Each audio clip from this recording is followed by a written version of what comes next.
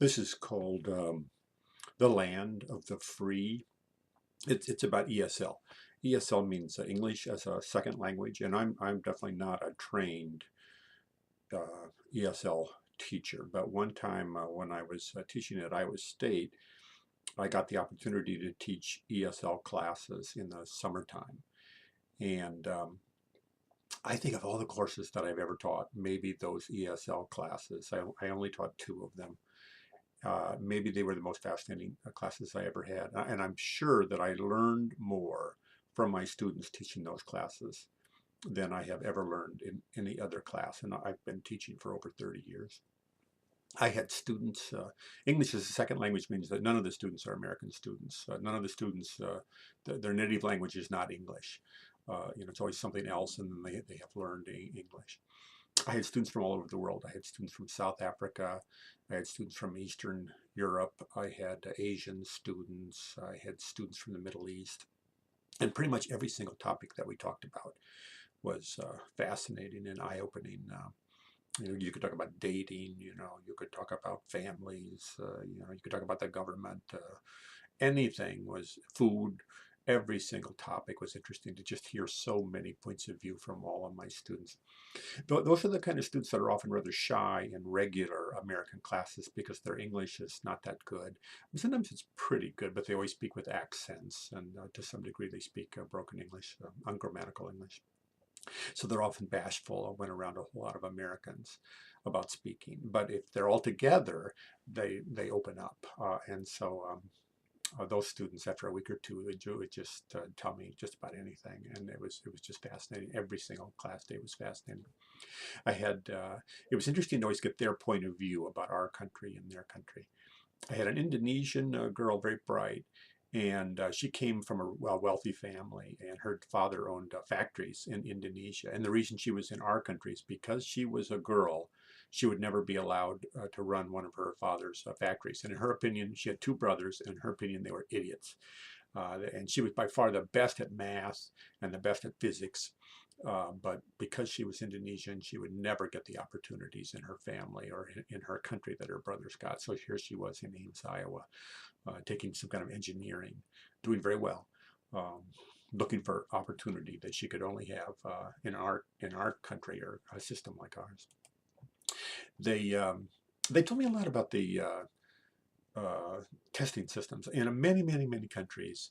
The only way you get into university is you test in, and you have to devote all of your teenage years to just study in hopes of doing well enough on one test offered one time to get you into university. So it's not unusual that kids just maybe they didn't do that well. They could be very bright, but they just didn't do that very well. And so their families will send them to the United States, get their education in the United States. Because our educational system is so wide open. We will, at one level or another, we will take practically anybody from anywhere and allow them access to at least community colleges. But certainly our universities are full of people from other countries. They were impressed by interesting things about the United States that really struck them that I really had never thought about, but it was intriguing to hear their point of view. Like garage sales, they absolutely adored garage sales. Every weekend you could go out and get buy furniture for practically nothing at these garage sales. Nobody had to have a permit or anything. You could just anybody could sell stuff in their garage, and they thought that in their driveways, and they thought that was absolutely thrilling. Christmas lights in the wintertime. They'd just go out driving around with their American friends and look at the lights, and they thought that was the most beautiful, gorgeous thing. House after house after house, sort of just decorated with all these colorful lights. They thought that was beautiful and wonderful. It what we call the Disability Act had occurred in the United States. So the curbs have been cut so wheelchairs can roll across streets. And in the universities, you would see people in wheelchairs, badly disabled people just rolling around, taking courses. The bathroom stalls have been made bigger, and there's special parking places, and nothing like that occurred in their countries. You never saw disabled people. They were just absolutely, thrilled by that. Well, I remember now this is all different now because of GPS systems, but in those days they were thrilled that you could go to an American gas station and for like $1 you could buy a map, and the map was accurate. It was almost completely accurate, and you could follow that map, and you could drive from someplace like Ames, and you could go find your friend in Chicago, a place that you had never been, and you could absolutely get to the right block in Chicago. Apparently, in many other countries. Boy, a lot of the streets are not even marked at all, and the numbers don't make any sense, or there's no numbers on the houses, and the maps are inaccurate, or there's just no maps. So they were just thrilled, to just start maps was a really really cool thing. I remember I had a girl from Poland, and this is the communist system in Poland had just collapsed. This would be the early 1990s, and her car broke down, and she needed to get to university to take an exam. And she said in Poland, I mean, it was hard to even get a car. You had to be like on a waiting list, and probably had to pay a bribe or something. Even to be allowed to purchase a car was difficult. And if your car broke down, oh my God, you had to pay a bribe to get anybody to fix the car. It might take weeks to fix your car. And what happened in our country is they came and got her, and they towed her car just a matter of minutes after she broke down. And she told them her troubles, and how she was going to miss this exam. Oh, Ed, go take this girl to the school. She needs to take a test. She couldn't believe it. Somebody drove her all the way to the university just so she could take her test. She thought, boy, that would never happen in Poland. Uh, I had a lot of Arab students. I noticed that the Arab men and the Latinos were more wary about the United States. They were much more aware that we have the capacity to invade other countries, attack other countries, bomb other countries, and many of the people from China and everything often loved us. But the Latinos and the Muslim students really realized, we can be a very good country, but we can also be a very violent, dangerous country. Um, I had an Arab student, and he felt Americans are arrogant bullies. And he asked me one time, why do Americans think they are better than everybody else? In his opinion, the typical American knew absolutely nothing about Muslim countries, and yet felt it was perfectly okay to bomb them. I really didn't know what to say to that guy. I remember he thought we were so rich. He came from a very wealthy family. I think he's from Saudi Arabia, but he was amazed at how rich a lot of Americans were. I remember he briefly had a girlfriend that was an American girl, a single mom, and he was amazed. She had her own apartment. I think she got welfare money and child support from the government, and she had her own car. He was amazed. She has her own car. I mean, he just absolutely, that was just never going to happen in his country. It would be so shameful to be a single mom without a husband, and to be, get government support. He thought that was just amazing. I remember I had a Chinese girl, and one of the first things that would happen after she'd been there, made some American friends. They drove her out. And if you drive out of town in Ames, you're going to be in cornfields. And she got out of the car, and she looked around, and all she could see was cornfields. She could not see a single building. She could not see a single human being. And she said she felt terror. She experienced terror. She never in her life had she been somewhere where you could like turn around in 360 degrees and not see a single human being, or even a building. It gave her a sense of space that was just terrifying to her. She one time showed me a video. She had turned on a video, like a camcorder, in a car, and they were just driving down the road in China. And I watched it for like 90 minutes, and it was people, people, buildings, people, people, buildings, buildings, people, buildings, buildings, people. Just went on and on and on, and that's what she was used to. So like acres and acres and acres of farmland with no people. That just it sort of thrilled her, but it sort of terrified her at the same time.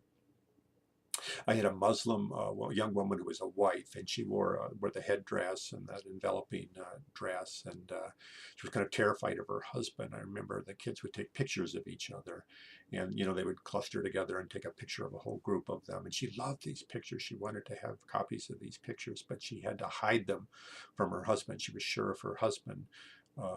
He would destroy these pictures, maybe even forbid her to go to our class if he found out, and what was up with that. But that was interesting. I had two arranged marriages, one from a guy in India, one from a guy, I think it was maybe Jordan, and they got phone calls from their families, and all of a sudden they were disappeared from my class for about 2 weeks. And what happened is their families had arranged marriages for them, and they went home and got married to people that they had never met. They came back with wives. These were both young men. I remember one of those guys, he wrote a whole paper for me about arranged marriage. And he made the argument that arranged marriage is actually better. It's more successful than the way Americans do. And that paper was full of statistics, accurate statistics about our divorce rates. I don't know, something like half of our marriages break up, and about how many single moms we have, how much teenage pregnancy we have, things like that. His argument was, as far as he was concerned, arranged marriage is actually a better way to do marriage. Um, I had a Chinese guy who told me I was very handsome. He told me if I lived in his country, if I would even visit his country, everybody would think I was very handsome. Uh, Music to my ears. I don't know, maybe it was flattery, but I thought that was interesting. It made me almost want to go teach in China. Um, he told me that in his country, if I was a professor, everybody would be quiet, and I would walk into the room, and they would all stand up, and then they would stand up until I would go like this. He said, and then everybody would sit down, and the class, I would just ask questions, and the kid would have to stand up and answer my question and call me sir, and then not like that, and they could sit down again. The formality in his class was much greater.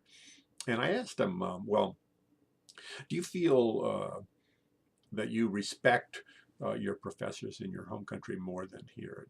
He said, well, we show more respect. And I said, yeah, but do you really respect them more? Is it possible that you'll stand up and be that obedient and that openly respectful and not really respect? He admitted, yeah, that's true. That's true.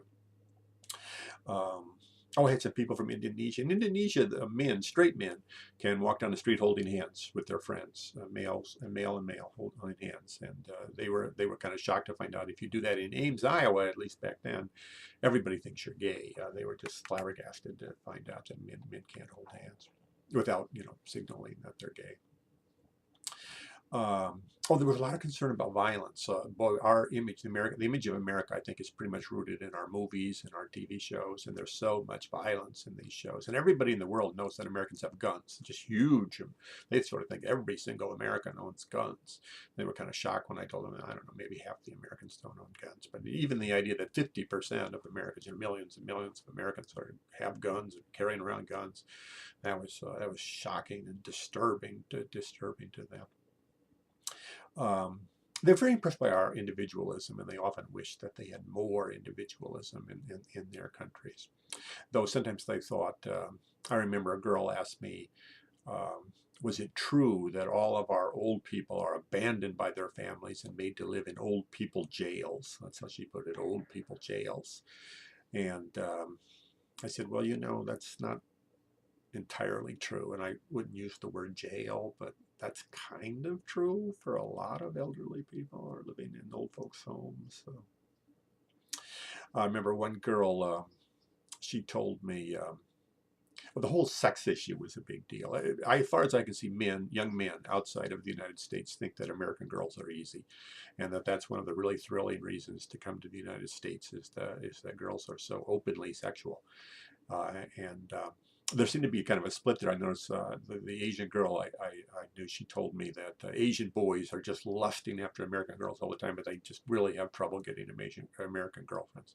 But meanwhile, the Latino boys are really easily getting American girlfriends. I'm not sure if that was true, but that's what she told me.